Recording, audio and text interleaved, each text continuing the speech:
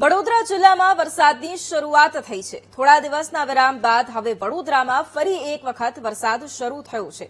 વહેલી સવારથી જ વાતાવરણમાં પલટો આવ્યો। કારેલીબાગ, રાવપુરા, સયાજીગંજ, રાજમહેલ રોડ વિસ્તારમાં વરસાદ વરસ્યો છે। વરસાદ વરસતા વાતાવરણમાં પણ ઠંડક પ્રસરી છે।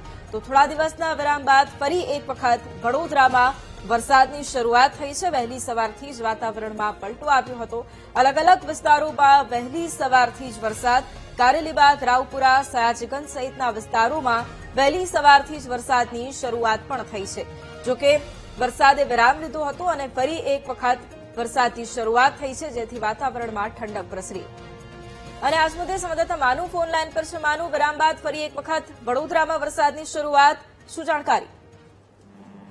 વૈભવી, આજે 15 દિવસ બાદ વડોદરાના વાતાવરણમાં પલટો આવ્યો છે અને 15 દિવસના વિરામ પછી આજે વડોદરામાં વરસાદ શરૂ થયો છે। વડોદરાના કારેલીબાગ, રાવપુરા, સયાજીગંજ, રાજમહેલ રોડ સહિતના જે વિસ્તારો છે ત્યાં વરસાદ પડ્યો છે। વરસાદી ઝાપટું પડતા જ લોકોને ગરમીમાંથી રાહત મળી છે।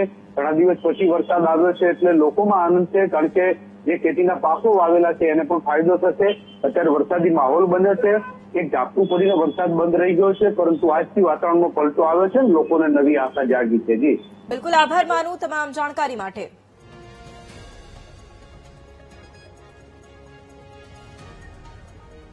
તો વડોદરામાં વહેલી સવારથી જ વરસાદની શરૂઆત થઈ છે। વિરામ બાદ ફરી એક વખત વરસાદની શરૂઆત થઈ છે।